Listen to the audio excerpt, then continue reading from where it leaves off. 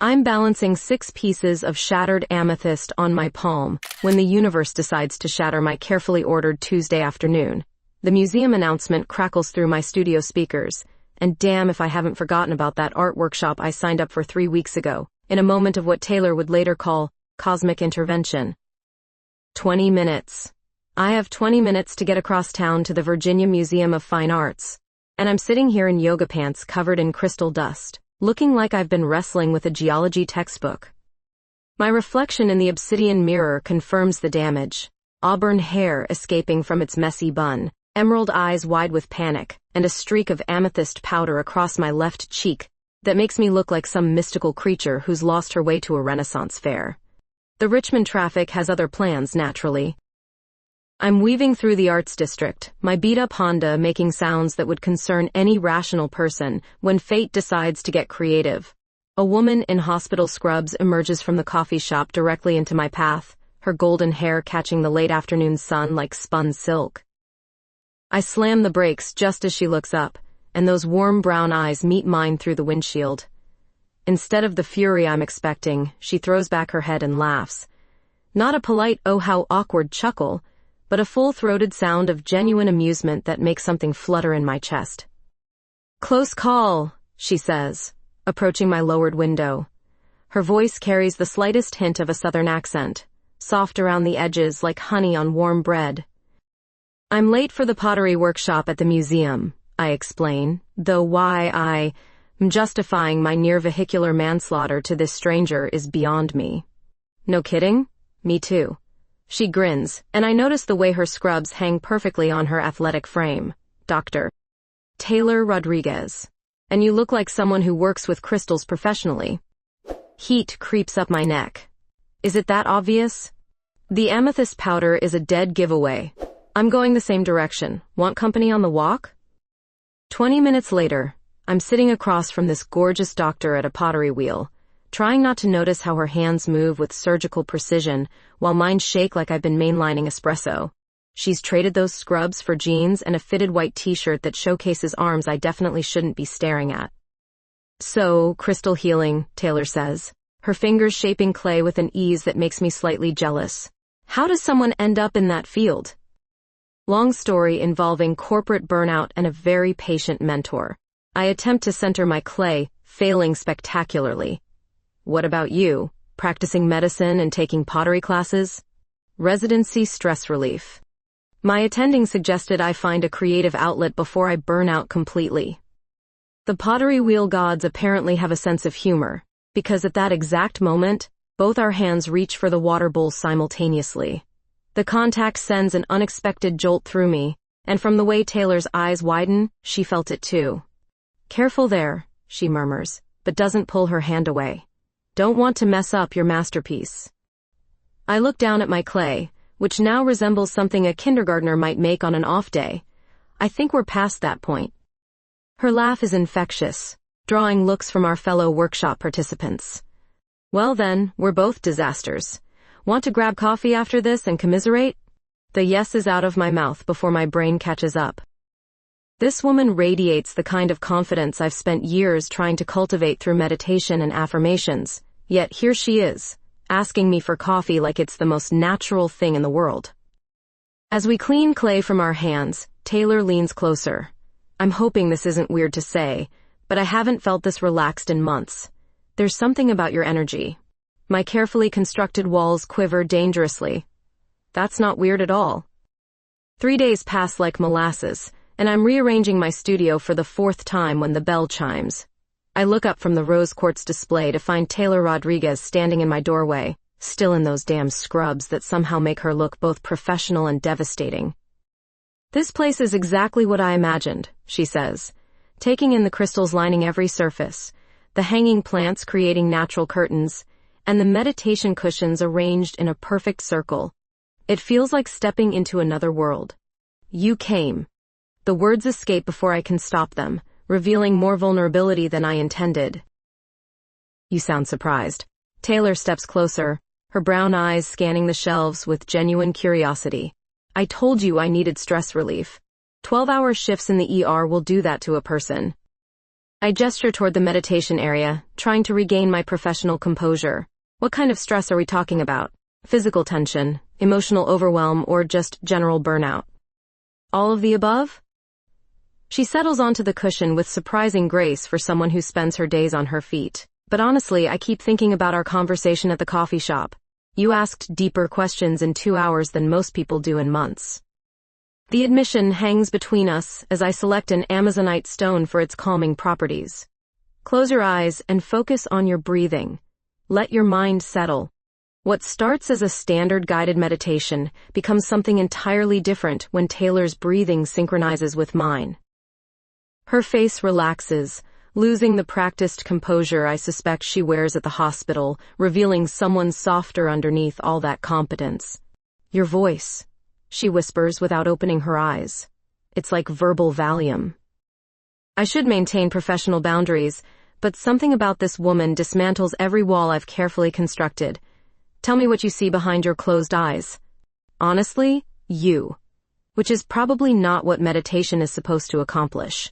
The raw honesty in her voice makes my pulse skip. Taylor. She opens her eyes then, and the intensity of her gaze nearly undoes me.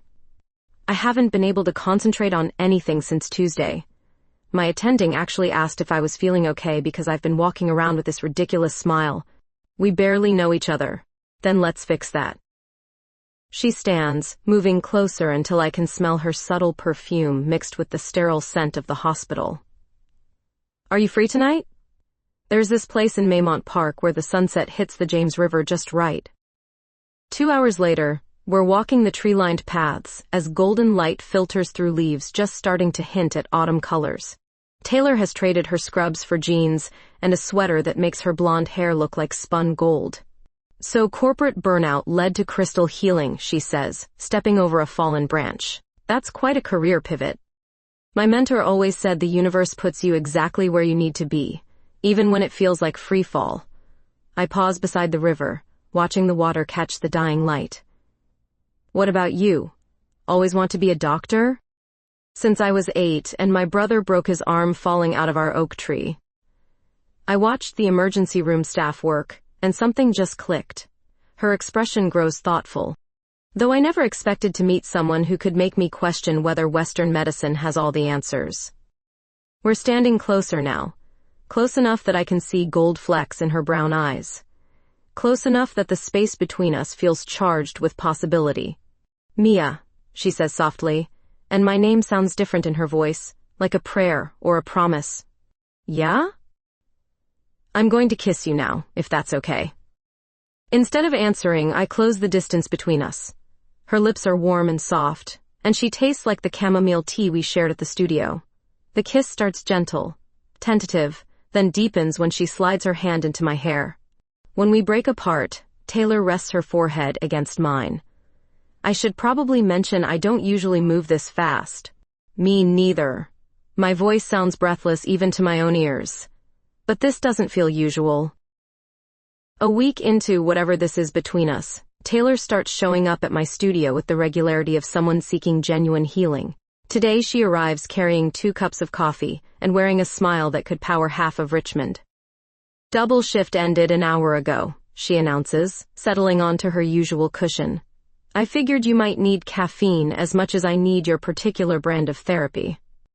I accept the coffee, noting how our fingers brush during the exchange. These small touches have become our unspoken language, each one carrying more weight than casual contact should. Rough night at the hospital? 3 cardiac arrests, and a motorcycle accident. She runs her hands through her blonde hair, and I catch the subtle tremor of exhaustion. Sometimes I wonder if I'm actually making a difference, or just prolonging the inevitable. That's a heavy burden to carry alone. I'm not alone anymore, am I? The question carries layers of meaning that make my chest tighten with something between hope and terror. Tonight's session feels different from the beginning. Taylor's usual professional composure cracks as she talks about losing a patient, a young woman not much older than us who didn't make it through surgery. Her voice breaks on certain words, and I abandon all pretense of maintaining therapeutic distance. Come here, I whisper, opening my arms. She collapses against me, and I feel the exact moment her carefully constructed strength gives way. We sit like that on the meditation cushions, her head on my shoulder, my hand stroking her hair, while she releases weeks of accumulated grief. "I never let myself fall apart at the hospital," she murmurs against my neck. "But with you, it feels safe to be human instead of superhuman. You don't have to be anything but yourself here." When she lifts her head to look at me, her brown eyes are bright with unshed tears and something deeper, more dangerous. "Mia, I think I'm falling for you. The admission hangs between us like a bridge we can either cross or burn. I choose to cross it. I think I'm already there." What happens next feels inevitable, like watching the sunrise after a long night. Taylor's lips find mine with a hunger that speaks of more than just physical desire. This kiss carries the weight of vulnerability shared, of two women recognizing something profound in each other. Upstairs, I breathe against her mouth. My apartment. The narrow staircase to my living space above the studio becomes a journey of stolen kisses and wandering hands. Taylor presses me against the wall halfway up, her mouth traveling from my lips to the sensitive spot below my ear. "Are you sure about this?" she asks, even as her hands frame my face with reverent care. I've never been more sure of anything. My apartment reflects the same bohemian aesthetic as the studio below, all flowing fabrics and warm light. But Taylor isn't looking at the decor. She's looking at me like I'm something precious and rare. What unfolds between us transcends the purely physical. Every touch carries meaning. Every kiss writes a new chapter in whatever story we're creating together. When Taylor's scrubs join my flowing shirt on the bedroom floor, it feels like shedding more than just clothing. We're removing the armor we wear to navigate the world, revealing the softer selves underneath. Later, as dawn light filters through my gauzy curtains, Taylor traces lazy patterns on my skin. I should probably head home and change before my next shift. The practical reality of her words strikes like cold water. Of course, you have responsibilities.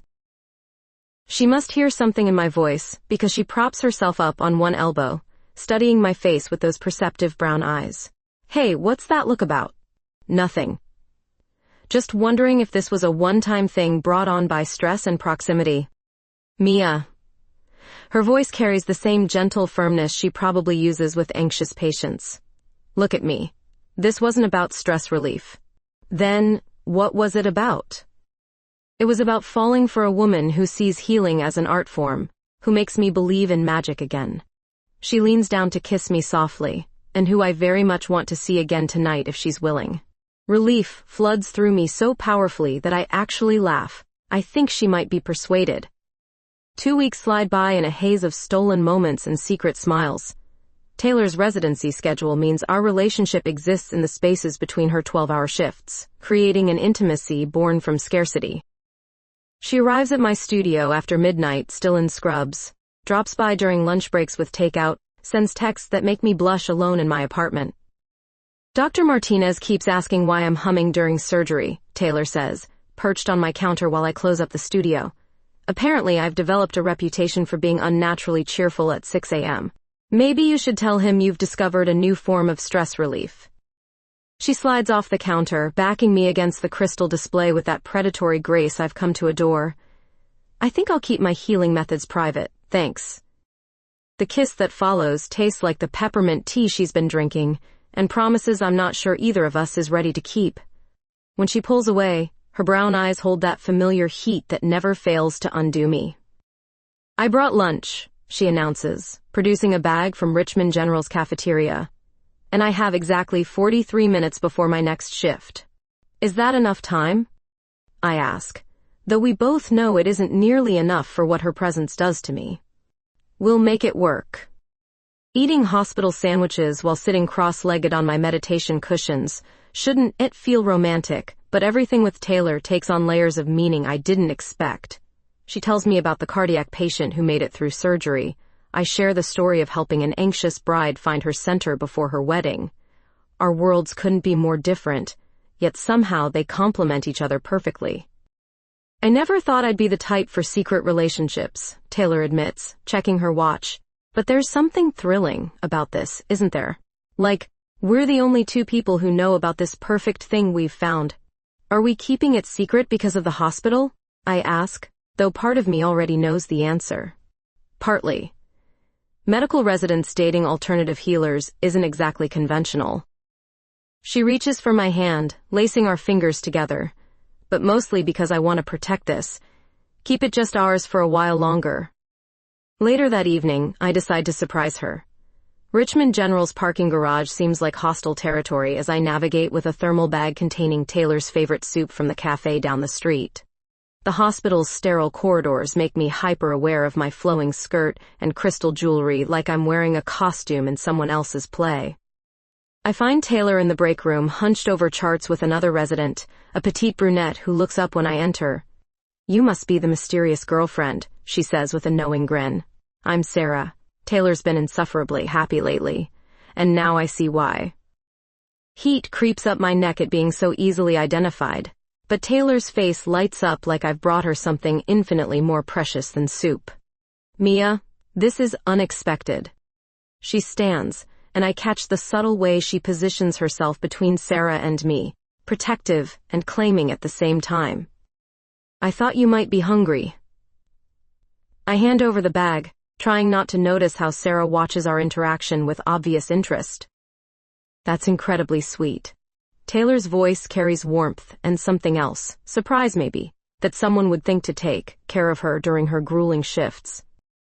After Sarah leaves us alone, Taylor cups my face with hands that smell like antiseptic and something uniquely her. "No one's ever brought me food at the hospital before." "Well, you've never dated a crystal healer before." "True." She kisses me softly, mindful of the public setting. "Come home with me tonight? I'm off at 8, and my apartment has this amazing bathtub perfect for 2 people. 3 hours later, I'm learning that Taylor's apartment reflects the same precision as her surgical technique. Everything has its place. Clean lines and neutral colors creating a calm refuge from the chaos of the hospital. But it's the way she moves through the space, the way she lights candles and draws a bath like she's performed this ritual countless times, that tells me she's been planning this. "This is beautiful," I say, settling into water that smells like lavender and something expensive. "Not as beautiful as you." She slides in behind me, her arms encircling my waist. "I've been thinking about this all week." The intimacy of the moment overwhelms me.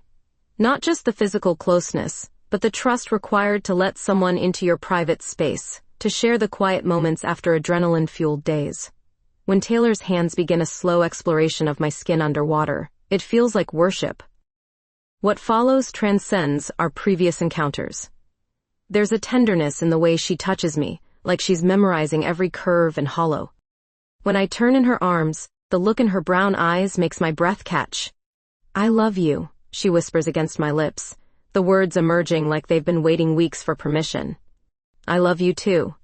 The admission feels both terrifying and inevitable. Later, wrapped in her impossibly soft robe, I watch Taylor move around her kitchen preparing tea.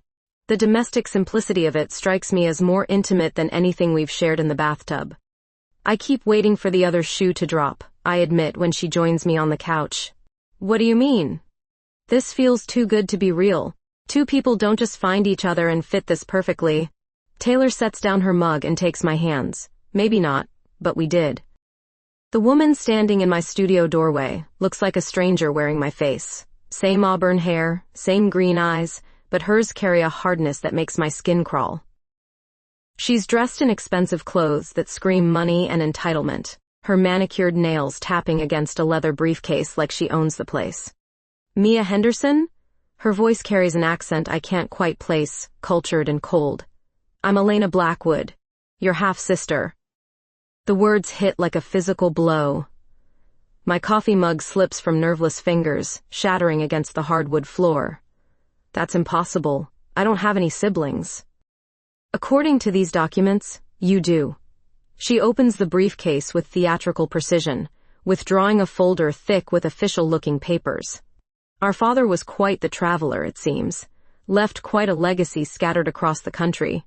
I stare at the birth certificates, the DNA results, the lawyer's letterhead that makes everything look legitimate and terrifying. The name on the documents matches the one my adoptive mother mentioned exactly twice in my childhood, during wine-soaked moments when her guard dropped. What do you want? My voice sounds hollow even to my own ears.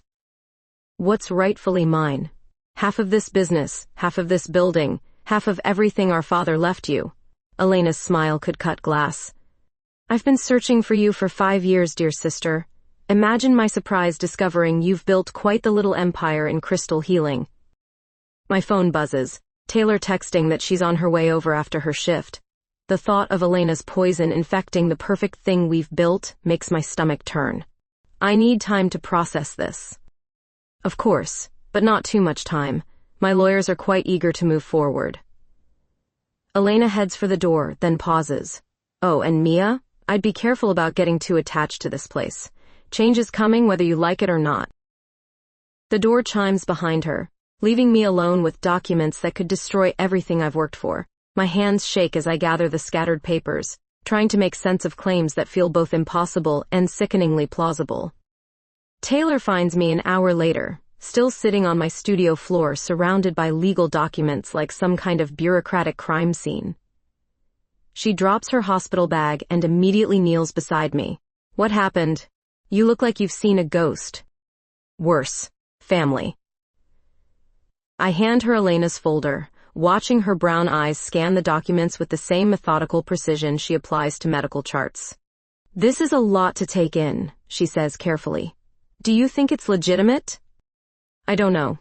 My adoptive mother mentioned my biological father a few times, but always in passing. Said he was a drifter who left before I was born. I lean against Taylor's shoulder, drawing strength from her solid presence. If Elena is telling the truth, she has legal claim to half of everything.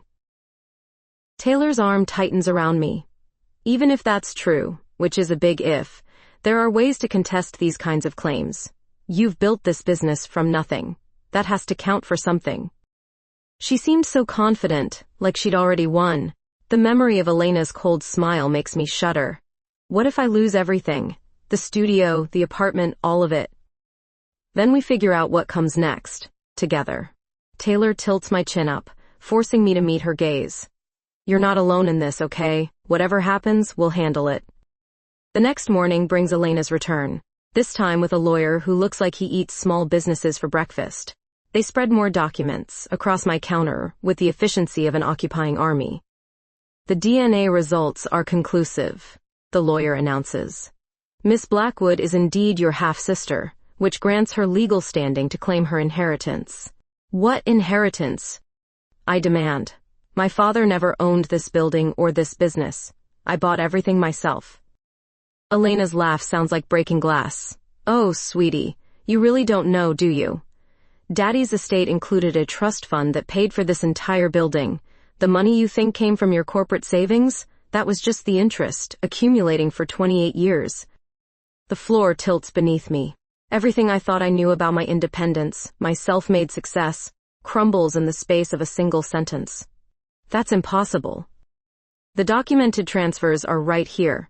Elena slides another paper toward me. Monthly deposits into your account, all traced back to the estate. You've been living off our father's money your entire adult life. The lawyer clears his throat. Miss Blackwood is prepared to be reasonable. A 50-50 split of assets, immediate transfer of half ownership in the building and business. Very generous, considering she could claim fraud. Fraud? Accepting inheritance funds under false pretenses. Could be quite serious legally. Elena's smile turns predatory. But families should stick together, don't you think? After they leave, I call Taylor immediately. She arrives within minutes, still in yesterday's scrubs, her hair disheveled like she ran the entire way. They can't just waltz in here and demand half of everything you've built, she says, pacing my studio like a caged tiger. There has to be something we can do. What if she's right? What if everything I thought I accomplished was just an illusion? The words taste like ash. All those years thinking I was independent, thinking I'd escaped my past by creating something of my own. Taylor stops pacing, kneeling in front of my chair. Listen to me. Money doesn't create talent. Money doesn't create the gift you have for helping people heal. Even if Elena's claims are true, which I'm not convinced they are, you built something beautiful here. That can't be taken away. But she can take the building, the business license, everything that makes this place possible. Then we fight. or we start over somewhere else. The woman I fell in love with could rebuild this twice over if she had to. The fierce loyalty in Taylor's voice makes my chest tight with emotion. How are you so sure? Because I know you. The real you. Not some trust fund baby playing with crystals, but a woman who left everything comfortable behind to follow her calling. She takes my hands, grounding me with her touch. And because I've seen you work miracles in this little studio, that doesn't come from money, Mia. That comes from who you are.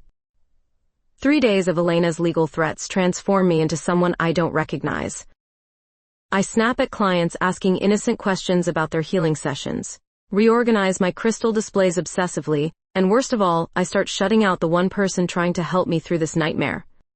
You're not telling me everything, Taylor says, finding me rearranging the same shelf of rose quartz for the 3rd time today. I can see it in the way you won't meet my eyes anymore. There's nothing to tell. The lie tastes bitter. Truth is, Elena's lawyer sent another folder yesterday. This one containing photographs of my adoptive mother signing documents I never knew existed. Seeing her handwriting on papers that could destroy my life feels like betrayal from beyond the grave. Bullshit. Taylor's voice carries an edge I've never heard before. We're supposed to be partners in this.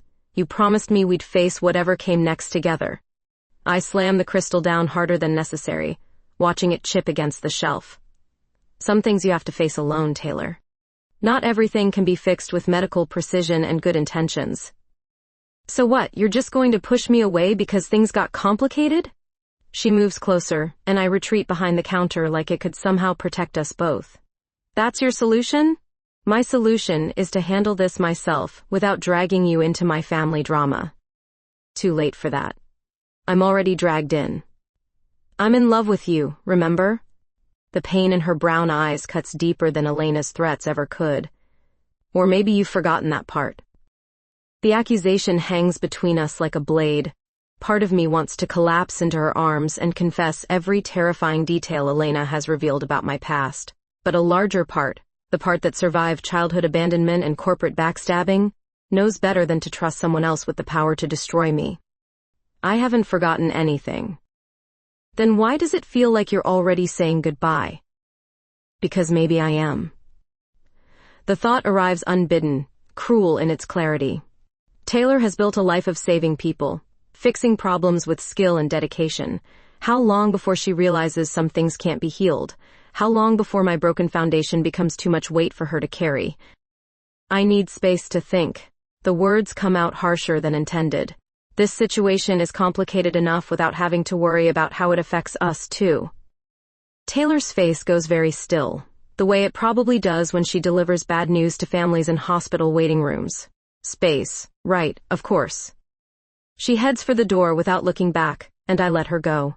It's easier this way, I tell myself, cleaner. When Elena inevitably destroys everything I've built, at least Taylor won't be collateral damage. But 3 hours later, alone in my studio, as evening light fades through the windows, the silence feels suffocating. I keep reaching for my phone to text Taylor, then stopping myself. This is what protection looks like, I remind myself. Sometimes love means walking away before you become someone else's burden. Elena arrives the next morning with a new demand. She wants immediate access to all financial records, client lists, and vendor contracts. Her lawyer presents an emergency injunction that would freeze my business assets pending resolution of her claim. You're making this much harder than it needs to be, she says, examining my crystal displays like she's already planning their liquidation. All I want is what's rightfully mine. And what I want is proof you're actually related to me and not some con artist who researched my family history. Elena's laugh has all the warmth of a morgue in winter. Suspicious, aren't we? I suppose that comes from dear old Dad. He never trusted anyone either. You talk about him like you knew him. I knew him well enough. Charming bastard who left a trail of broken hearts and abandoned children across 3 states. She runs one manicured finger along my meditation altar. Did you know you have 2 other half-siblings? A brother in Nashville, and another sister in Charlotte. Both dealing with their own versions of this conversation. The revelation hits like ice water. You're systematically hunting down his children. I prefer to think of it as family reunification with financial benefits.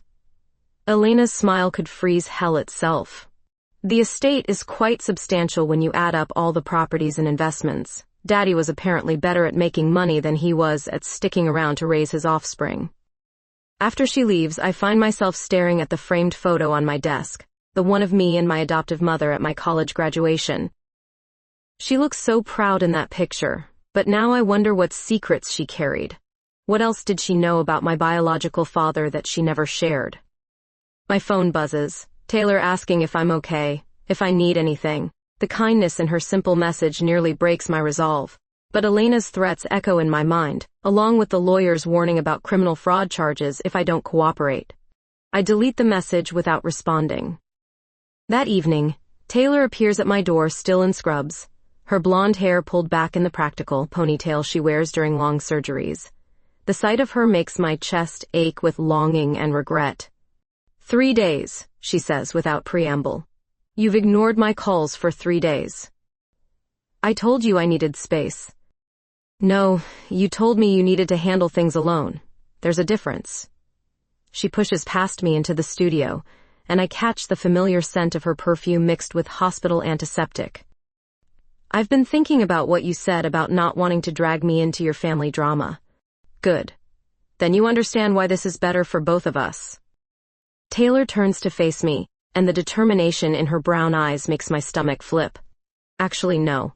I think you're scared of letting someone help you because you've convinced yourself that being independent means being isolated. That's not true. Isn't it? She moves closer, close enough that I have to fight the urge to reach for her. When's the last time you let someone take care of you without keeping score? When's the last time you trusted someone enough to be vulnerable without an escape plan? The questions hit too close to home. This isn't about trust, Taylor. This is about reality. Elena can destroy everything I've built, and I won't let her destroy you too. What if I told you I don't need protecting? Her voice softens, and she reaches for my hands despite my resistance. What if I told you I'd rather face whatever comes next with you than spend another day wondering if you're okay? The sincerity in her voice nearly undoes me. Almost. You don't understand what you're asking. Then explain it to me. She steps closer, close enough that I can see the gold flecks in her brown eyes. Trust me enough to let me decide for myself what risks I'm willing to take. For a moment, I almost give in. Almost tell her about the photographs, the threats of criminal charges, the growing certainty that Elena holds cards I haven't even seen yet. But then I remember the way my adoptive mother's face looked the day she had to tell me my college fund was gone, spent on legal fees I never understood. I remember what disappointment looks like on someone you love.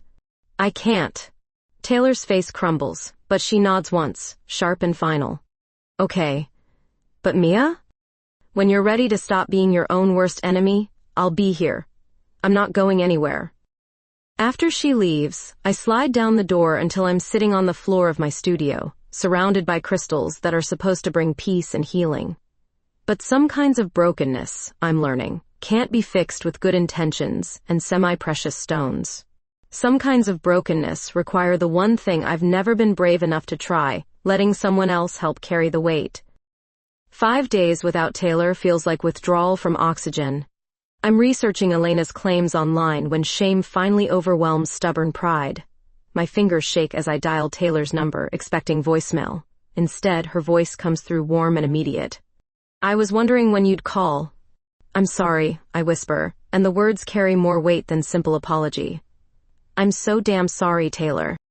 I thought I was protecting you, but I was just protecting myself from another disappointment. Where are you right now? My studio. Drowning in legal documents and hating myself. Stay there. I'm coming over. 20 minutes later, she arrives carrying takeout and wearing the soft smile I didn't realize I'd been desperate to see. No judgment, no lectures about my behavior. Just Taylor being exactly who she's always been. I brought reinforcements, she says, unpacking Thai food. And I have an idea about Elena, but I need you to trust me. I do trust you. The admission feels like stepping off a cliff. I trust you more than I've ever trusted anyone, which terrifies the hell out of me. Taylor sets down the containers and takes my hands. Good. Because I spent the last 5 days using my medical connections to dig into Elena's background. And what I found is very interesting. She pulls out her laptop, showing me a database search. Elena Blackwood has been involved in 3 similar inheritance disputes in the past 7 years. Different states, different alleged siblings, same pattern. She targets women who inherited alternative healing businesses. My pulse quickens. That's oddly specific. Gets better. I contacted Dr. Williams, my attending, who used to practice in North Carolina. He remembers a case exactly like yours. A massage therapist in Charlotte claimed someone showed up with legal documents demanding half her business, said they were half-siblings. What happened? The woman fought it in court. Turned out the DNA evidence was falsified, and the inheritance claims were complete fiction. Elena disappeared before the fraud charges could be filed. Hope blooms in my chest for the first time in days. So she's done this before, multiple times, and I think I know how to prove it. Taylor opens another window on her laptop. Remember how she mentioned your other half-siblings in Nashville and Charlotte? I called information for both cities. No record of the people she named, and no recent inheritance disputes matching her story. I stare at the screen, pieces of the puzzle finally clicking into place. She researched my family history somehow, found out about my biological father, and constructed an elaborate lie. That's my theory, but we need proof. Taylor closes the laptop and faces me. I have a plan, but it requires us working together. Really together this time. The fierce determination in her brown eyes makes my heart skip. Tell me. We set a trap. Give Elena exactly what she wants. A meeting where you agree to her demands. But we record everything. Get her to reveal inconsistencies in her story. Then we take that evidence to the police. That's risky. If we're wrong about her being a fraud, then you sign over half your business to your actual half-sister. But Mia, I've looked at those documents she provided. The dates don't match, the signatures look traced, and the DNA lab she claims to have used doesn't exist anymore. I study Taylor's face, seeing the careful research and planning she's put into this. You did all this investigation while I was pushing you away. I did it because I love you. And because no one gets to waltz into your life and steal everything you've worked for. Not on my watch.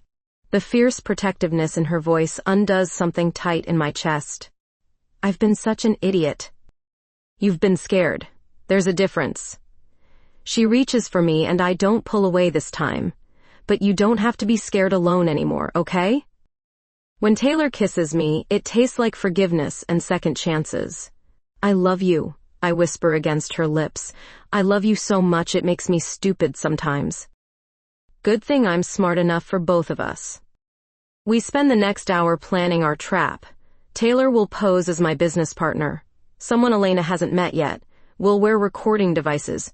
Ask specific questions about family history that should trip Elena up if she's lying. It's risky, but doing nothing feels even riskier. There's one more thing, Taylor says as we're finishing the Thai food. I contacted my friend Jake. He's a private investigator who works with the hospital on fraud cases. He's running a more detailed background check on Elena. Should have results by tomorrow. You've thought of everything. I've had 5 days to think about nothing else. Her smile turns rueful. Besides missing you, and wondering if I'd completely screwed up the best thing that ever happened to me. You didn't screw up anything. I did. I reach for her hand, lacing our fingers together. But I'm done running from this, from us. Whatever happens with Elena, we face it together. The next morning brings vindication in the form of Jake's detailed report. Elena Blackwood is actually Elena Morrison, a former paralegal with a history of fraud convictions across multiple states. The elaborate documentation she provided is sophisticated enough to fool casual inspection, but falls apart under professional scrutiny. She's good at what she does, Taylor says, reviewing the report. But she's also gotten sloppy. 3 of her previous targets filed complaints with local police, but she disappeared before charges could be brought. So what's different this time? This time, she picked the wrong target. Taylor's smile turns predatory. This time, she messed with someone who has a very stubborn doctor willing to fight for her. When Elena arrives for our scheduled meeting that afternoon, she seems confident, almost cocky. She's brought her fake lawyer again, and they spread their fraudulent documents across my counter with theatrical precision. Have you reached a decision about our very reasonable proposal? Elena asks, her cold smile firmly in place.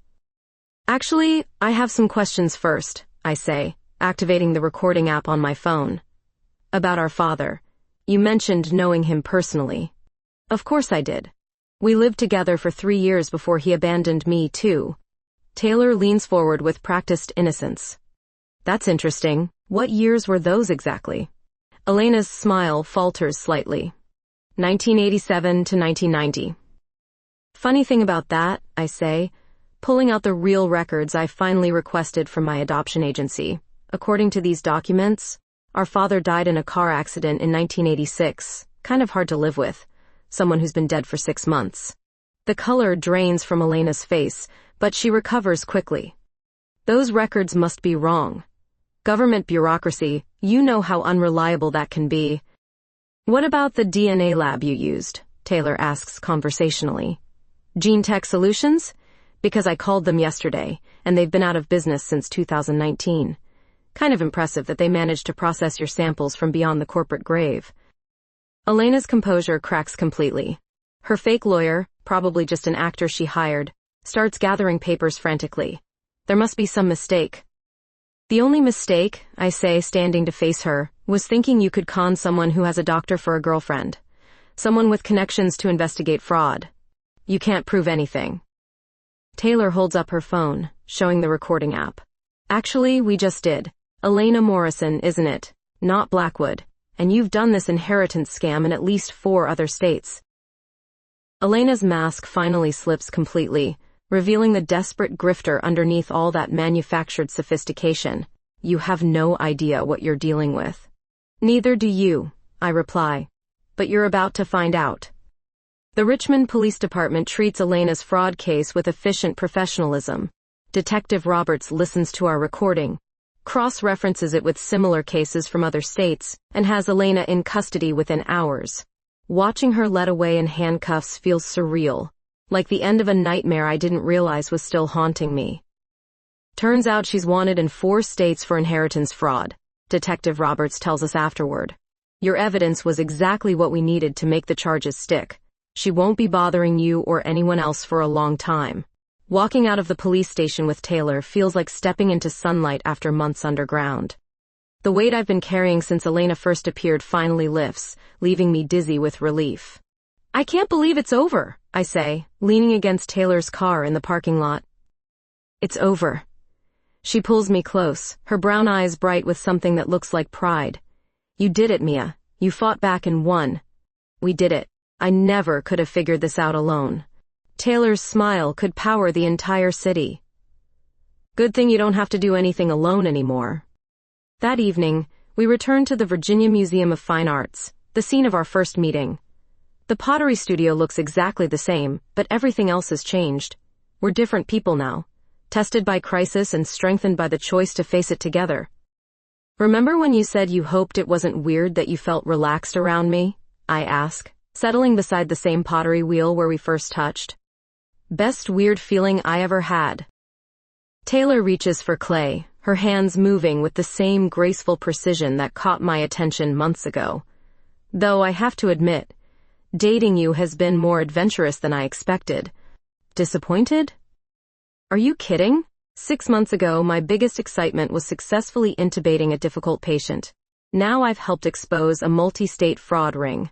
She grins, nudging my shoulder. My life got infinitely more interesting when you walked into it. We work in comfortable silence, creating pottery that's marginally better than our first disastrous attempts. The familiar rhythm of the studio, the quiet concentration of other participants, the occasional brush of Taylor's hand against mine as we reach for tools. It all feels like coming full circle. I've been thinking, Taylor says, shaping what might eventually become a bowl, about what Elena said regarding trust funds and inherited money. My hands still on the clay. What about it? Even if some of it was true, even if there was family money involved in your success, it doesn't change who you are or what you've built. She meets my eyes across the pottery wheel. You took whatever resources you had and created something beautiful, something healing. That's not luck or inheritance. That's talent and dedication. The simple acceptance in her voice makes my chest tight with emotion. Thank you for believing in me even when I couldn't believe in myself. Always. She leans over to kiss me softly, clay-covered hands and all. Though next time you decide to protect me by pushing me away, I'm going to tie you to a chair and force you to listen to reason. Is that a promise or a threat? Both. Later, walking through the museum's sculpture garden under stars just beginning to emerge in the Richmond sky, Taylor stops beside a bronze fountain depicting two figures reaching for each other across flowing water. I have something to tell you, she says, her voice carrying the same nervous energy I remember from our first pottery class. Sounds serious. It is. I put in for a transfer. She takes a deep breath. To Richmond General's new integrative medicine program. They're partnering with alternative healers to provide more holistic patient care. My heart stops. Taylor. I know it's a big change, and maybe I should have discussed it with you first, but I kept thinking about what you said regarding our two approaches to healing. What if they don't have to be separate? What if we could bridge that gap professionally, as well as personally? The magnitude of her gesture overwhelms me. You'd change your entire career path? I'd expand it. There's a difference.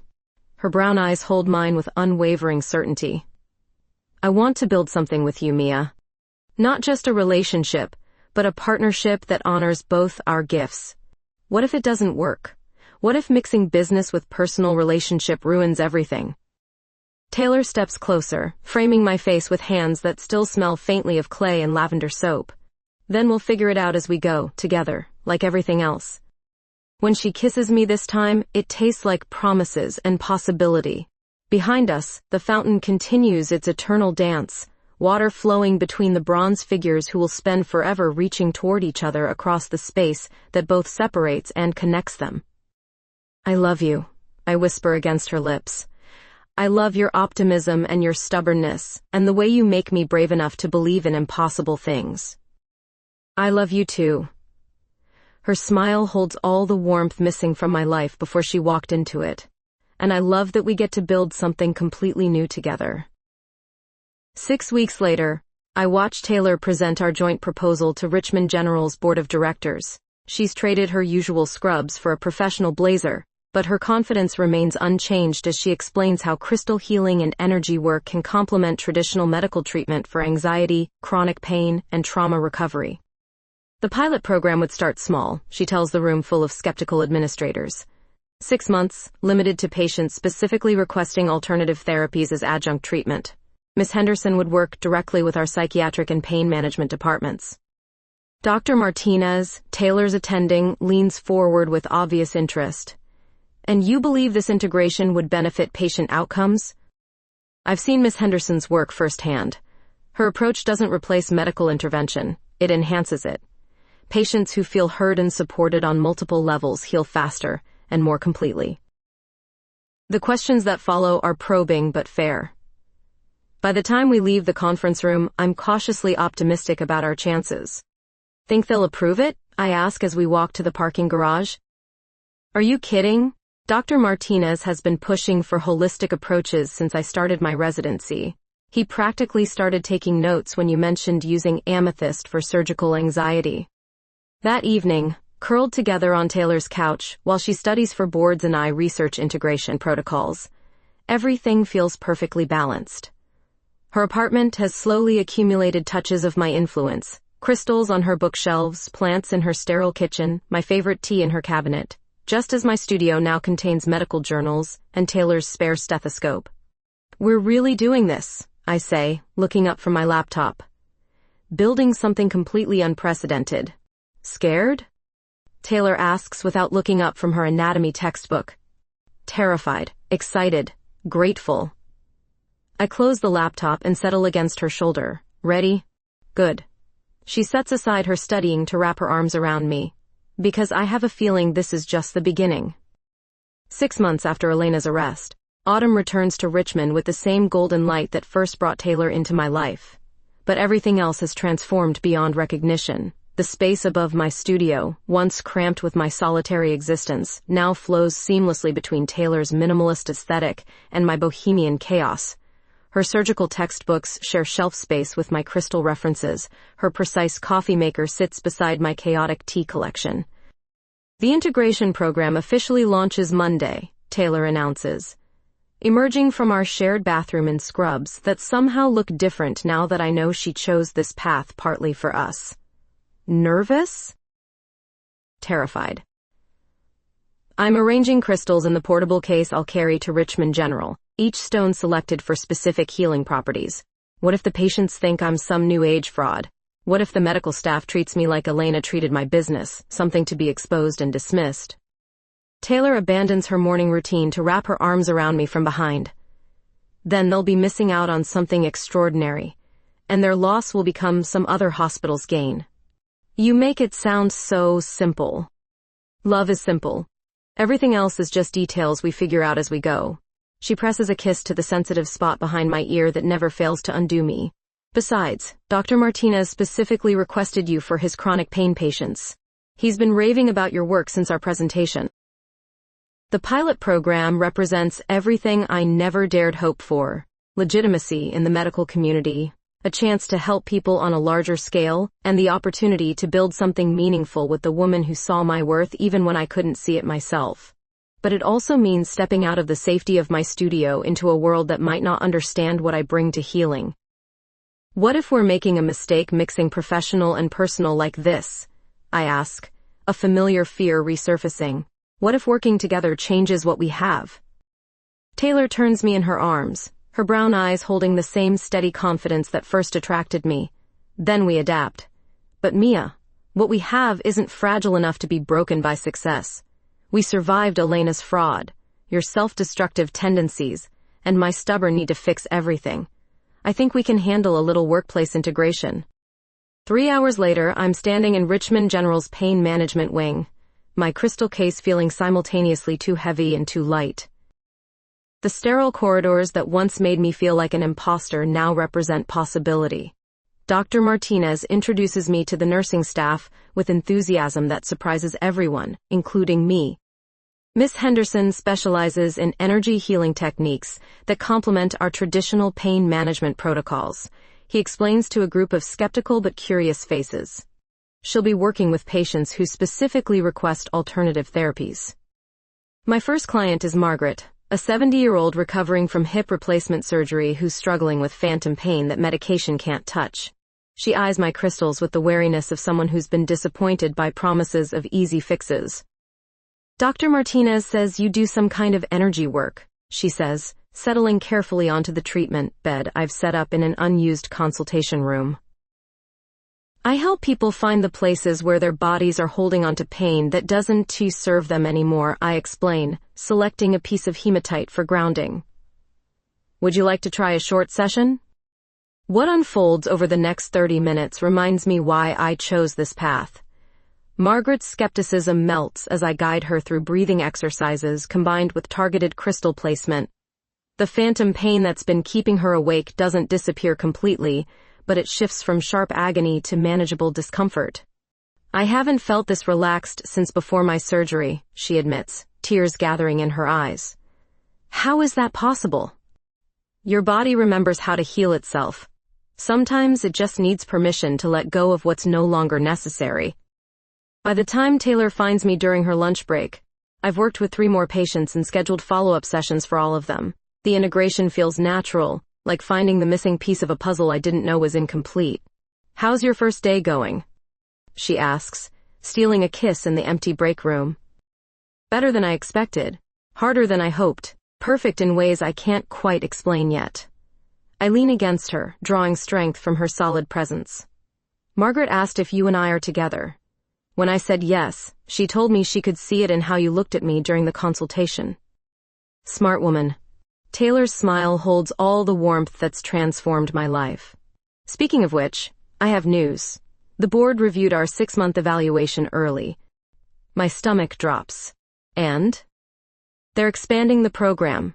Full integration across 3 departments, and they want you to train other healers for similar positions in their satellite facilities. The magnitude of success overwhelms me. That's incredible. That's just the beginning. Taylor takes my hands, her expression shifting to something deeper, more vulnerable. Mia, I know we've only been together for 8 months, and maybe this is moving too fast, but I can't imagine building a future that doesn't include you in every possible way. She reaches into her coat pocket, producing a small velvet box that makes my heart stop completely. I'm not asking you to marry me, she says quickly, seeing my expression. Not yet. But I'm asking if you want to build something permanent together, a commitment that goes beyond just living together or working together. Inside the box sits a ring unlike anything I've ever seen, a delicate band holding a raw amethyst crystal, unpolished and perfectly imperfect. I had it made by a jeweler who specializes in alternative engagement pieces, Taylor explains. The amethyst is supposed to represent spiritual connection and healing energy. I thought it felt like us. Taylor. My voice comes out as barely a whisper. You don't have to answer right now. Take time to think about it.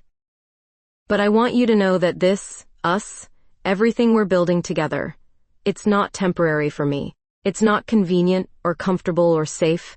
It's the rest of my life if you'll have me. I look at this woman who saw something worth fighting for when I was just a stressed crystal healer dropping pottery in an art class, who investigated fraud charges and changed her career path and learned to love my chaotic energy as much as her own precision, who's offering me not just love but partnership in its deepest form. Yes. The word emerges before conscious thought. Yes to all of it. The ring, the commitment, the impossible future we're crazy enough to believe in. When Taylor slides the ring onto my finger, the amethyst catches the fluorescent hospital lighting and transforms it into something magical. Just like she's been transforming my ordinary life into something extraordinary since the day we met. I love you, she whispers, kissing me with hospital efficiency and infinite tenderness. I love you too. I hold up my hand, watching our future sparkle in crystalline purple light. Now let's go build something unprecedented. As autumn settles over Richmond, we return to our beginning. The art museum where we first met now hosts our joint workshops, teaching medical professionals and healing practitioners how to bridge the gap between science and intuition. Our impossible love story has become a blueprint for integration in all its forms. Standing in the same pottery studio where her hands first brushed mine, I realized that some kinds of magic can't be explained, only experienced. Some kinds of healing happen when two different approaches to love learn to work together. And some kinds of forever begin with a stranger's laugh and the decision to trust something bigger than fear.